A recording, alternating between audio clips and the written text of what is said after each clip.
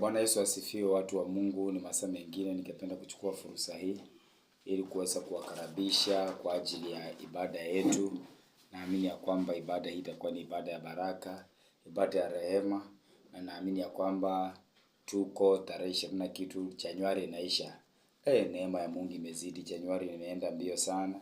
Tunaona ya kwamba inaisha. Wajua zamani tulikuwa na zile mentality ya kwamba Januari inakaa sana. Januari tulikuwa tunaona ya kwamba imebeba miezi zingine kama miwili ndani. Lakini nashukuru Mungu ya kwamba Januari tumefikia tamati ya Januari na inakuwa ni rehema, na Mungu ametuwezesha katika jina la Yesu Kristo. Tusalamiane watoto wa Mungu mahali popote ambapo mko. Ninawapenda sana kwa sababu nyinyi ni watu wa maana. Nyinyi ni vyombo vya Mungu, vessels za Mungu, na naamini ya kwamba Mungu anawatenda mema. Nataka nichukue fursa hii kwa bila kupoteza wakati. Leo nataka tukaweze kujifundisha about the presence of God. Uwepo wa Mungu katika maisha ya mwanadamu. Uwepo wa Mungu, mwanadamu atafanya nini ili uwepo wa Mungu ukaweze kudumu na yeye? Mwanadamu ataweza kutembea namna gani ili uwepo wa Mungu ukaweze kumuongoza?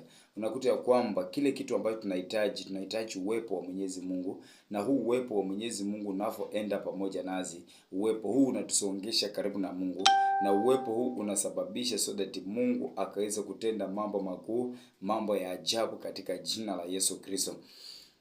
So ninaamini ya kwamba Mungu anaenda kuachilia uwepo wake, Mungu anaenda kuachilia nguvu zake, naenda kwa baraka. Baba, katika jina la Yesu Kristo mfalme wa amani, nasema ni asante. Baba, ni kwa sweli mwema, ni kwa sweli kimbilio Jehova. Mungu mwenye rehema, Mungu mwenye nguvu, Mungu mwenye mamlaka, tumekuja mbele zako kukuabudu kwa sababu Baba, tunahitaji uwepo wako ukae pamoja nasi. Uwepo wako Baba ukaende pamoja nasi. Mungu mwenye rehema, hakuna Mungu mwingine aliye kama wewe. Baba, tunakutazamia na hakuna Mungu mwenye uwezo, hakuna Mungu mwenye mamlaka kama zako. Umejaa fadhili, uwezo na mamlaka. Baba, ni kwa sababu wewe ni Jehova. Asante kwa ajili Baba wote ambao Baba Yesu amleo watakapokutana na ujumbe huu, na wote ambao wako online kwa ajili ya ibada hii. Naombea baraka, naombea neema. Baba, ni kwa sababu ni mfalme. Achilia kibali juu ya maisha yao, achilia rehema. Baba, ni kwa sababu ni maisha. Mwaka 2026 uwepo wako kaende pamoja nazi. Uwepo wako kaweze kututangulia. Uwepo wako kaweze kutufanikisha. Baba, ni kwa sababu ni mwema. Asante, ni kwa sababu ni mfalme. Kwa Yesu Kristo tumeomba na hata kuamini. Amen. Mtu wa Mungu, nimeanza kwa kusema ya kwamba tunataka tujifundishe about uwepo wa Mungu. Uwepo wa Mungu.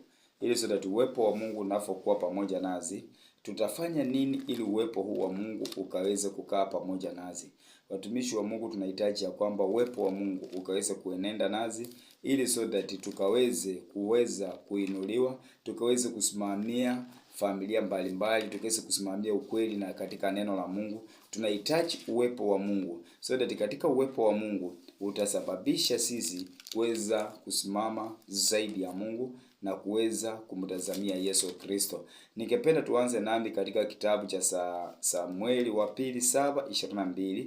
Hizo tutakapokuwa tukisonga mbele, naamini ya kwamba Mungu atakuwa mwenye kutuwezesha katika jina la Yesu Kristo. Andiko nasema, kwa hiyo wewe ndiwe mkuu, Bwana Mungu, kwa maana hakuna kama wewe, wala hapana Mungu mwingine ila wewe, kadiri tulivyosikia kwa masikio yetu. Maandiko yamezungumza vizuri ya kwamba Baba Mungu, hakuna Mungu mwingine, ama sina kitu chochote cha kunipendeza, sina chochote cha kunifaa ila wewe, Mungu mtakatifu wa watakatifu. Wewe ndiye niliye naye, wewe ndiye unayestahili, wewe ndiye uliye kiongozi, na hakuna kitu chochote cha kunipendeza hapa duniani na mbinguni ila wewe, Mungu peke yake ambao unanipendeza. Wewe ni Mungu ambao unastahili. Wakati Mungu anapendeza, wakati Mungu unakuwa na Mungu peke yake, Mungu ataadd value katika maisha yako ili akaweze kuongeza vitu za kupendeza kwa sababu umempenda Mungu. Kitu cha kwanza, wakati umempenda Mungu, Mungu anapendezwa na mtu wa kumpenda. Kwa sababu katika vitu vyote umeona vyote ni bure, lakini Mungu peke yake ndiye amekuwa kimbilio lako na amekuwa tegemeo lako. So unakuta kwamba Mungu anakuongoza, Mungu anakuinua, Mungu anakufanikisha. anakurekebisha, Mungu anakujenga, sote tunaweza kusimamia ukweli wa Mungu, kwa sababu Mungu ako pamoja na wewe. Hakuna chochote ambacho ni cha kufahamu, hakuna chochote cha kupendeza ila Mungu peke yake. Na kama ni Mungu peke yake, Mungu ataweza kukuwezesha, Mungu ataweza kukuinua, Mungu ataweza kukujenga, ili Mungu akuweke katika mahali ambapo panapostahili, ambapo yeye mwenyewe anapokea utukufu, yeye mwenyewe anapokea heshima, yeye mwenyewe anapokea mamlaka, kwa sababu ni yeye peke yake anayestahili. Mungu peke yake. Daudi anamwambia Bwana, kwa hiyo wewe ndiwe mkuu, hakuna mwingine, yeye ndiye mkuu na hakuna mwingine mkuu, yeye ndiye mkuu. Bwana Mungu, kwa maana hakuna kama wewe, wala hapana Mungu mwingine ila wewe, kwa kadri tulivyosikia kwa masikio. Mungu peke yake, hapana mwingine, na anabaki Mungu. So that wakati ambapo katika maisha yako umeweza kujiunganisha na Mungu, na Mungu ameachilia rehema zake, Mungu ameachilia nguvu zake, Mungu anakufanya so that ukaweze kuinuliwa, Mungu anakufanya ukaweze kuonekana, Mungu anakufanya so that yeye apokee utukufu, uwepo wa Mungu ushuke, uwepo wa Mungu ukutawale, uwepo wa Mungu ongezeke, kwa sababu ni yeye peke yake anayechukua nafasi katika maisha yako. Na anytime Mungu anavyochukua nafasi katika maisha ya mtu, ana add value, so that value yenye anaachilia uwepo wa Mungu ukaweze kumtawala, uwepo wa Mungu ukaweze kuongoza, uwepo wa Mungu ukaweze kuenenda pamoja na wewe. Mahali popote ambapo unasimama, uwepo wa Mungu ukawe mahali pale, nguvu za Mungu sikawe mahali pale, ishara za Mungu sikawe mahali pale, kwa sababu ni Mungu, yeye ndiye aliye wa kupendeza. Tunaposonga mbele katika kitabu cha Zaburi 73 mstari wa 25, andiko nasema, ni nani niliye naye mbinguni wala duniani, sina cha kupendeza ila wewe. Ni nini niliyo nayo mbinguni na duniani? Sina cha kupendeza ila Mungu peke yake. Yeye ndiye Mungu anayestahili, na ni yeye Mungu wa mapendo. Huyo ndiye Mungu anayestahili. Huyo ndiyo Mungu ambaye anastahili kuchukua sifa zangu. Huyo ndiye Mungu ambaye anastahili mimi nikamuishie. Huyo ndiyo Mungu anastahili ukaweze kunyenyekea, ukaweze kuanguka kwa makodi, ukamtafute huyu Mungu, kwa sababu ni Mungu ambaye ni wa mapendo. Yeye peke yake unapotazama, yeye ndiye anayependeza. Vitu vyote havipendezi, vitu vyote havifai, lakini Mungu anapendeza, na Mungu anastahili kuchukua nafasi ya kwanza katika maisha yako. Wengine wamechukua familia zao kuwa za kwanza, wengine wamechukua biashara zao kuwa za kwanza, wengine wamechukua kazi zao kuwa za kwanza, lakini andiko linatuambia kwamba sina cha kupendeza. Daudi anavunjika, anamwambia sina cha kupendeza ila ni wewe Mungu niliye na wewe. Wewe peke yako unayestahili kunipendeza. Haleluya, praise God. Mungu peke yake. Na wakati Mungu ndiye peke yake tuliye naye wa kupendeza, lazima ukaweze kumtafuta Mungu, ili so that wakati ambapo utajua katika maisha yako ya kwamba niko na Mungu peke yake wa kupendeza, Mungu ataachilia uwepo wako ukae pamoja na wewe, uwepo wako ukaweze kuenenda na wewe. Mungu ataachilia uwepo ukaweze kukutawala, so that katika uwepo huu ukaweze kufikia makuzuti mengi, ukaweze kufikia mafanikio mingi, ili so that Mungu anakuwezesha kuweza kuyafikia. Katika kitabu cha Zakaria 14 chapter 14 verse 9. Zakaria andike nasema, naye Bwana atakuwa mfalme juu ya nchi yote. Siku hiyo Bwana atakuwa mmoja na jina lake moja. Nitarudia, naye Bwana atakuwa mfalme juu ya nchi yote. Hizi nchi zote Bwana atakuwa mmoja, na Bwana ni mmoja katika hizi nchi zote, kulingana na hii andiko. Naye Bwana atakuwa mfalme juu ya nchi yote. Siku hiyo Bwana atakuwa mmoja na jina lake moja.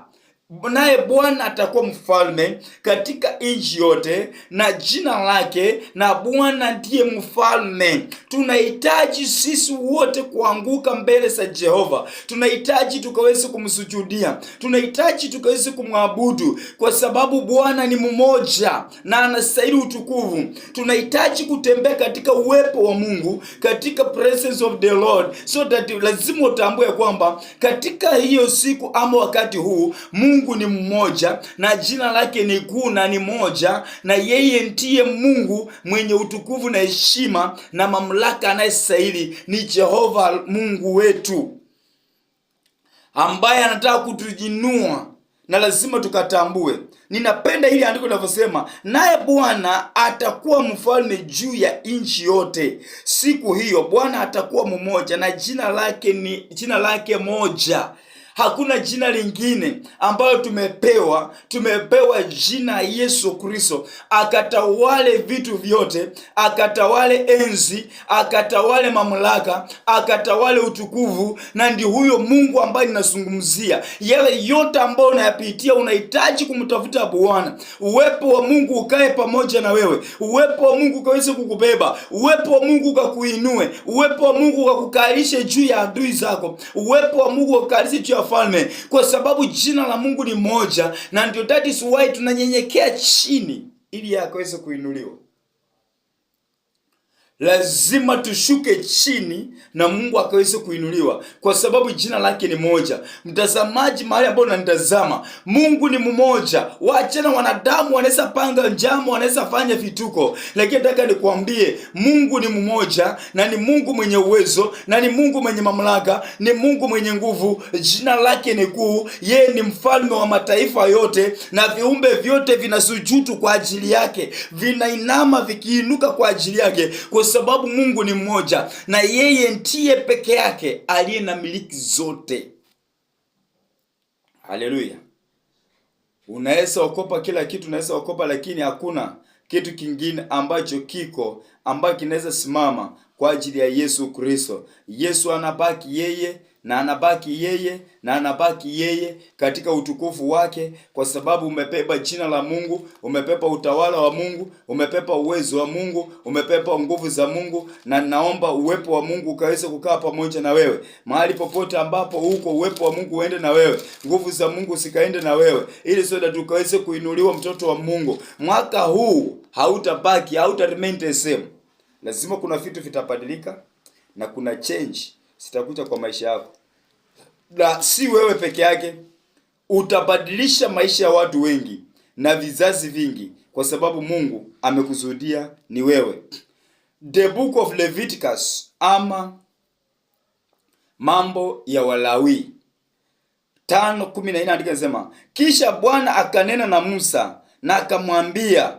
Bwana akanena na Musa na akamwambia, verse 15, mtu awaye yote akiazi na kufanya dhambi, naye hakukusudia katika mambo matakatifu ya Bwana, ndipo atakapomletea Bwana sadaka yake ya hatia, kondoo mume mkamilifu katika kundi lake, sawasawa na sehemu utakayowaandikia katika shekeli za fedha, kwa shekeli ya mali patakatifu, kwa sadaka ya hatia. Mtu yoyote. Lakini unakuta saa hii watu wengi wanafanya dhambi kwa kukusudia. Si ati wao kusudia, wanafanya dhambi kwa kusudia. Kama zamani mtu alikuwa akifanya dhambi, hacha kusudia hiyo dhambi, inapiti atoe sadaka, asongeshe patakatifu pa Bwana. Na imagine saa hii yenye tumefanya na hatia. Je, na Mungu ananena, Mungu anatamani mtoto wa Mungu tuache kutenda dhambi za kiholela, tuache unafiki wa kiholela, ili sote tukatambue uwezo ulio ndani ya Mungu. Mungu akaweze kwa ajili ya uwepo. Wakati ule unakuta kwamba wakati ya sheria ya Musa ilikuwa inapiti mtu akitenda dhambi asongeshe sadaka na sehemu za fedha na shekeli za fedha, ili sote huyu mtu ndiposa akaweze kusamehewa. Na imagine siku za sasa, Yesu alikufa akamwaga damu akatuweka huru. Tunahitaji kutembea katika uwepo wa Mungu ili Mungu akaweze kwa achilia uwepo wake. Katika familia tunahitaji uwepo wa Mungu. Mungu. Kule kazini unahitaji uwepo wa Mungu. Mahali popote unatembea unahitaji uwepo wa Mungu, ili uwepo wa Mungu ukaweze kuenenda na familia zetu, uwepo wa Mungu ukaweze kubeba jamii, uwepo wa Mungu ukapepe watoto, uwepo wa Mungu ukapepe biashara, uwepo wa Mungu ukaachilie mafanikio. Tunahitaji kufanikiwa kwa sababu ya uwepo wa Mungu, na huwezi fanikiwa pasipo kutafuta uwepo wa Mungu. Mwaka 2026 nilianza kwa kunena ya kwamba tunatili na malango, ili malango yanapochana uwepo wa Mungu, wewe kuinuliwa kwake inakuwa ni rahisi, wewe kupenya kwake inakuwa ni rahisi, wewe kuenda inakuwa ni rahisi, wewe kufanya mambo inakuwa ni rahisi, kwa sababu ya uwepo wa Mungu unakupa fursa ya wewe kutimiza ndoto zako. Lakini lazima make sure kwamba uwepo wa Mungu unakaa pamoja nazi. Hatutaruhusu uwepo wa Mungu uweze kuondoka, bali tutaachilia uwepo wa Mungu ukaweze kuenda pamoja nazi. Kitabu cha Isaiah 41 verse 4, uwepo wa Mungu uende pamoja nazi. Chochote tunachofanya tutaitisha uwepo wa Mungu, ili uwepo wa Mungu ukaweze kutuongoza, uwepo wa Mungu ukaweze kutufanikisha, uwepo wa Mungu ukaweze kutujenga, uwepo wa Mungu ukaweze kusimamisha, uwepo wa Mungu ukakupe mafanikio. Isaiah chapter 41 verse 1 kinasema, ni nani aliyetenda kufanya jambo hilo, aviitaye vizazi tangu mwanzo? Mimi Bwana, wa kwanza wa mwisho, mimi ndiye. Ni nani aliyetenda akaita vizazi vyote kutoka katika uovu, kutoka katika uchavu? Anasema yeye Bwana, yeye wa kwanza na wa mwisho, hakuna mwingine. Lazima utambue ya kwamba Kristo ni wa kwanza na Kristo ni wa mwisho. Yeye ndiye anaweza ita vizazi kutoka katika uovu, yeye anaweza ita vizazi kutoka katika maagano. Yeye peke yake anaweza kukupitisha na hiyo mitego, yeye peke yake anaweza kukomboa uhai wako. Lazima ukaweze kujua kwamba Mungu ni wa kwanza na ni wa mwisho, hakuna mwingine hata wahi patikana na hata kuweko. Haleluya. Hata patikana na hata kuweko. Mungu ni wa kwanza na ni wa mwisho, na lazima jina la Mungu lipewe sifa, jina la Mungu lipewe utukufu. Lazima Mungu apokee heshima, kwa sababu yeye, tunaenda kwake, tunainama, tunasujudu, tunaanguka, tukiinuka, kwa sababu yeye ni wa kwanza na ni wa mwisho, na hakuna Mungu mwingine aliye kama Mungu wetu wa Israeli. Yeye ni mfalme wa wafalme. We better we like or we not like it, lakini Mungu ni wa kwanza na ni wa mwisho, na lazima Mungu aweze kuabudiwa. Mungu anahitaji sifa zako, anahitaji sifa zangu, kwa sababu lengo ya kuumba Mungu, kuumba mwanadamu, at least naweza rudi katika asili ya Mungu. Lengo ya Mungu kumuumba mwanadamu, alitaka ushirika kati ya sisi na yeye. Na unakuta ya kwamba katika bustani ya Edeni Mungu alikuwa akitembea evening and morning, so that anafanya fellowship pamoja na uzao ambao Mungu alikuwa amekusudia. Lakini kwa sababu ya maasi yetu, dhambi, mwanadamu akatolewa katika uwepo wa Mungu. Na unaposoma maandiko inafika mahali Mungu alipotengana mwanadamu alipata shida, mwanadamu aliteseka, mwanadamu aliumia, so that Mungu akakaa mbinguni, mkutano ilikaa, wakauliza tumtume nani atakayeleta upatanisho kati ya mwanadamu na muumba wake. Yesu anasema nitume mimi, anakuja kuwa sadaka ili sisi tukaweze kurudi katika uwepo wa Mungu. Mtu wa Mungu, kwa nini usidumu katika uwepo wa Mungu? Kwa nini usikae usivunje katika uwepo wa Mungu? Neno linahubiriwa kila mara, kila kunapokuja, lakini kazi yetu ni kupuuza. Nani atakaye kusaidia kukaa katika uwepo wa Mungu? Nataka nikwambie kitu. Mwanadamu peke yake hawezi. Mungu alipomuumba Adamu alimwambia huyu anahitaji msaidizi, akamuumbia msaidizi. Yesu anaondoka, anasema sitawaacha mayatima, nitawaachia msaidizi. Wewe ni nani unataka kukaa without msaidizi? Wewe ni nani? Wewe ni nani? Who are you? Unasema unakairi ya kwamba si mimi nitosha, mimi nitosha. Hautoshi, unahitaji usaidizi kutoka kwa Roho Mtakatifu. Mungu akatumani msaada. Una mipango miema, lakini unahitaji msaada wa Mungu. Ninapoenda kumalizia, kwa sababu tutakuwa tunaendelea kwa ajili ya presence of the Lord. Uwepo wa Mungu ukae pamoja nasi. Psalms chapter 67 verse 7. Psalms 67 verse 7. Uwepo wa Mungu ukae pamoja na watumishi wake. Andiko linasema Psalms 67 verse 7. Mungu atatubariki sisi, misho yote ya dunia itamcha yeye. Mungu atatubariki sisi na misho ya dunia yote itamcha yeye, which means hakuna taifa, hakuna lugha ambazo hasitakuja mbele za kiti cha Mungu kumwabudu na kumuinamia na kumsujudu. I'm telling you my friend, sisi wote tutakuja mbele za Mungu kwa kuinama, kuabudu na kusujudu, kulia na kuimba na kurukaruka mbele za Muumba wetu aliyetuumba. Na huyo ndiye mfalme wa wafalme ambaye naye zungumzia, ili so that ukaweze kupenya, ukaweze kufanikiwa. Mungu lazima akaweze kukuinua, Mungu akaweze kukujenga, Mungu akaweze kukufanya chombo ndipo ukafanikiwe. Sema amina. Psalms, tukimalizia Psalms 33 verse 12.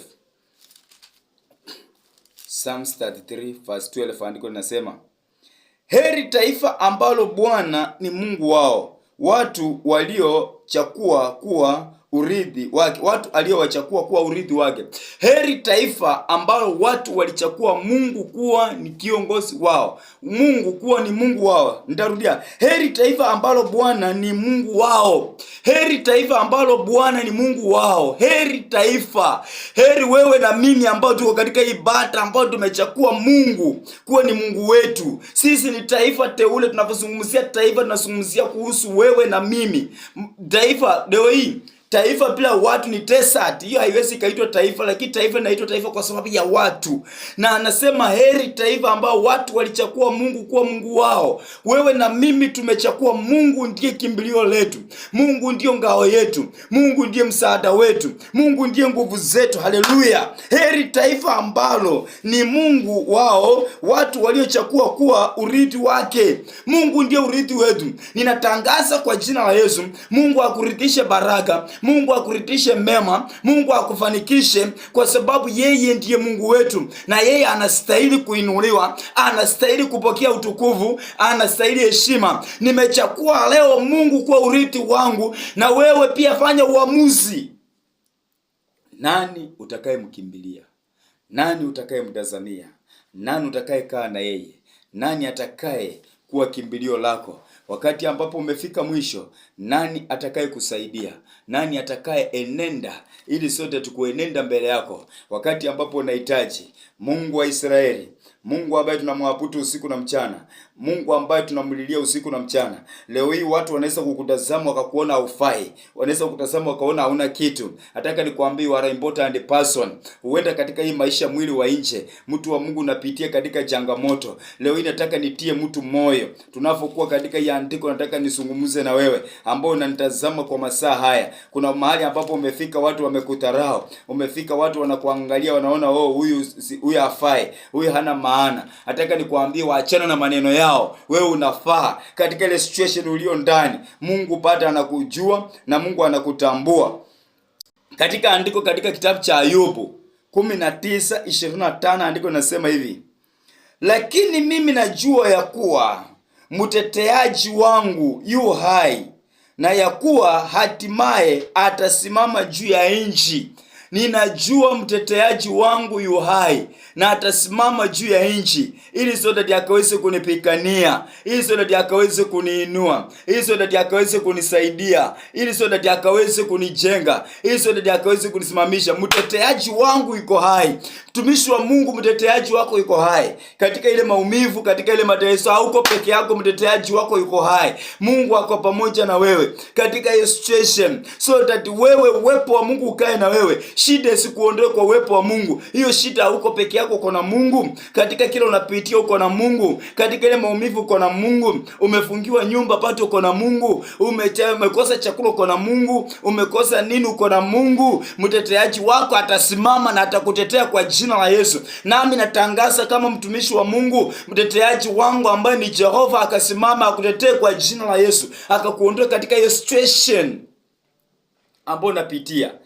26 anasema, na baada ya ngozi yangu kuharibika hivi, lakini pasipo na mwili wangu nitamuona Mungu. Baada ya mateso, baada ya maumivu, baada ya kulia, utamuona Mungu. Hauko peke yako, unateseka, lakini ndani yako na matumaini, ndani yako umechenga uhusiano na Mungu. Huenda katika huu mwili wa nje watu wanakuona hawafai. Mtu wa Mungu, acha nikwambie kitu. Sometimes unaweza kuda kwamba hata uko katika mahali place of worship, lakini watu wanakuona, yani wakiangalia katika mtazamo wako hawakuoni kama unafaa. Lakini nataka nikwambie leo, mteteaji wako yuko hai. Jehova Mungu ako pamoja na wewe, na huyu Mungu atakuinua katika ile mateso, katika ile maumivu. Ita uwepo wa Mungu kae na wewe, ita Mungu akakusudie, kwa sababu Mungu anataka kukuondoa katika ile maumivu unayopitia, katika ile machozi unayopitia. Jehova ako na wewe, anasema ninajua mteteaji wangu yuko hai na atasimama juu ya nchi, atakutetea. Ile maumivu ulio ndani atakutetea kwa jina la Yesu. Licha ya mwili wangu kuteseka hivi na kuharibika, lakini jambo moja ninajua, nitamuona Kristo, nitamuona Bwana, nitamuona mfalme wa wafalme kwa jina la Yesu Kristo. Mtoto wa Mungu, Mungu akubariki sana.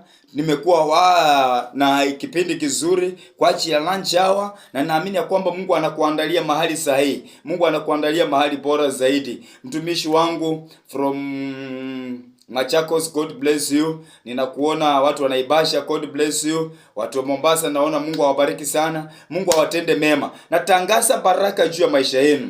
Watu wa Mungu, Mungu awafanye vyombo. Mungu awabariki. Mungu awainue. Mungu akawatumie. Mungu akawafanye mkang'are. Hizo ndio mkapigane kwa ajili ya kuleta utukufu wa Mungu. Tangia nilipoanza ibada hizi, tumekuwa pamoja na nyinyi. Natangaza neema iliyo ndani yao. Mungu pia achilie neema ndani yenu, mkafanyike vyombo kwa jina la Yesu, mkasimamie haki ya neno la Mungu, mkalete change katika gospel, na Mungu akawatende mema.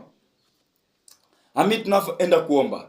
Baba, katika jina la Yesu Kristo mtakatifu, mfalme wa amani, nasema ni asante. Mungu ni kwa sababu ni wa rehema na hakuna Mungu mwingine aliye kama wewe. Tunaomba uwepo wako ukakae pamoja nasi. Tunaomba uwepo wako ukaende pamoja nasi. Peke yetu hatuwezi Baba wa milele, bali uwepo wako unapoenda pamoja nasi, Mungu wa milele, tutaweza kufikia hatima na ndoto. Baba, uliweka malengo na makusudi mioyoni mwetu. Tunaomba uwepo wako Baba wa milele ukaweze kututawala, ukaweze kutuongoza, ukaweze kutufanikisha. Baba, hiyo familia ambayo iko katika magumu, uwepo wako ukaweze kuwaongoza. Hiyo familia Baba, uwepo wako ukaweze kuwainua. Yule anayepitia vita kazini, uwepo wako ukaweze kumtawala. Yesu, vita vyote tunazivunja katika jina la Yesu. Ninaharibu kila mipango zote, ninaharibu kila madhabahu, ninaharibu kila vizuizi katika jina la Yesu Kristo. Maroho na maagano zote zinazosababisha Yesu kuondoa watu katika uwepo wao, nazivunja katika jina la Yesu. Ninaangamiza kila uovu, ninaharibu kila maagano,